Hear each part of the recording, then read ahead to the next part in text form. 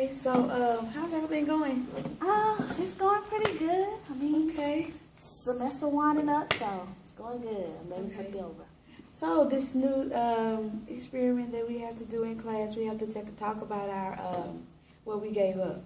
And how has your experience been with that, and what exactly did you give up? Oh, okay. I gave up chips, and it was a very difficult thing for me. Actually, as long as I can remember, I have been a chip fiend. So this is back to my earliest memories. All I remember is chips. I can remember the trace of my favorite chips. It started out with Cheetos. Then it came out with Hot Cheetos when I was in 5th grade. Then it came out with Hot Fries when I was 8th grade. Like, that's how deep it is. Like, I remember the progression of my favorite chips. And I'm known as, like, a chip-aholic. And it's deep. And if you want to get me instead of giving me a bouquet of flowers, give me a bouquet of, like, chips. Yes. Okay. So it is deep. And so for me to give it up was deep and trying, and very much ups and downs. I relapsed, and it's so a part of me I would forget about it, and then sometimes I just be like, you know what, whatever. I need when I'm a stress eater. And so when I experienced a really stressful moment during this past month, I just wanted my chips. But I didn't get them because I was getting ready to come to this class. So I felt so, accountable, I can't roll up in here eating on chips, and that's the class I'm giving it up for. So that helped me remain accountable for that day. And it was a very bumpy ride. So was there ever a time when you actually bought those chips, and in the midst of you eating that bag of chips, you thought, what am I doing? Oh, yeah, I definitely experienced guilt. Before I would eat the chips, I would be extremely hyped up, man, whatever. Like, when I knew I was doing wrong, this is the times where I just kind of forgot. I'd be like, man, whatever, this is what I want. And then as I'm eating them, then I would automatically experience guilt. Like, oh, this is wrong, I'm supposed to be giving it up. This will be my last bag. I'm not going to eat anymore. I'm done with it, and then it'll be that much sweeter at the end of the month or whatever. So experiencing that really made me put myself in a mind frame of an addict. And I found myself looking for alternatives, so I could understand when addicts are like, they have their drug of choice, but they find something else to fill the void, because that's what I would do. I would go buy popcorn, or I'm going to get some crackers or something to, make up the difference.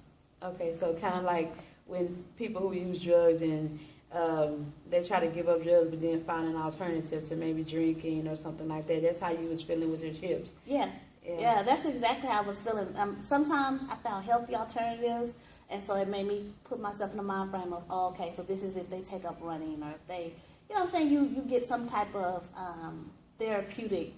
sincere therapeutic help. But then other times when it's not as healthy, or I get the extra flavored popcorn that's giving me just as many calories because I'm trying to lose weight. So it's giving me just as many calories and issues as the chips. It's like, all I did was do tit for tat, So that's what made me think about, okay, so you gave up heroin and now you're on marijuana. Because it's like, oh, this is a little easier. So basically you think that your process is going to better help you understand your clients that come in with addictions.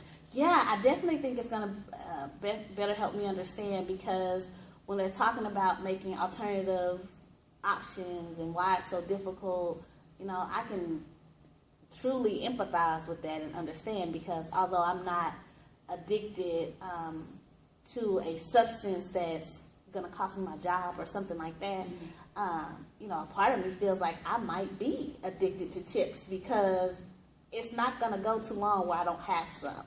Or even when I was on my huge weight loss journey, when I lost 50 pounds, I still allotted in my calorie intake my chips. So it's not something where I'm just it has not been a substance, that thing I've not been able to like give up cold turkey. Okay. You know, so I can understand. I think it's going to definitely better prepare me for what my clients are going through, because that's such a difficult thing for me too. Okay. So you mentioned that this class actually motivated you to maybe cut down or stop eating chips. What do you think, or do you think that after the class is over that you'll go back to the chips, or do you have something in mind that's going to help you stay motivated to this weight loss, or how is that going to work out? Girl, I'm going back to my chips. No, I'm going back to my chips.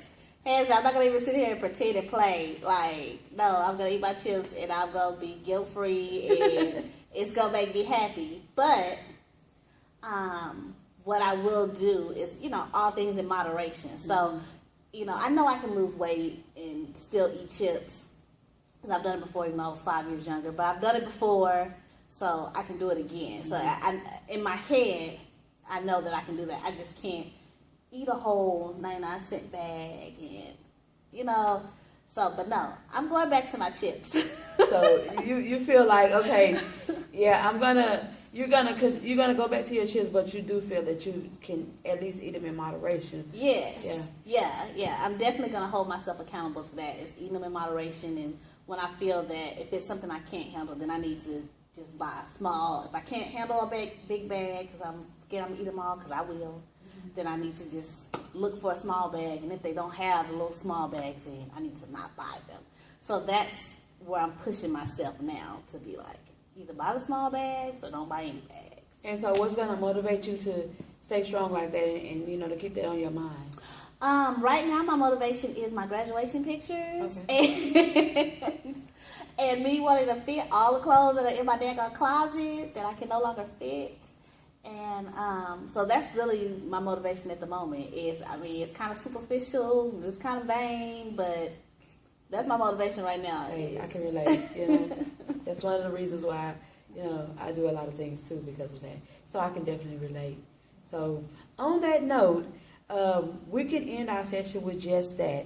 A lot of times you don't have to stop doing things, but to just slowly and gradually do them in moderation to maybe eventually stop doing that particular thing, or maybe just to do it in moderation so that you can be effective in other areas. So we'll end that session on that note that a lot of times you can't just quit cold turkey. Yeah. Sometimes you have to wean yourself off of things. Yes, I agree. Okay, so this was a great session, and thank you for coming and talking to me. Thank you for meeting with me. Okay.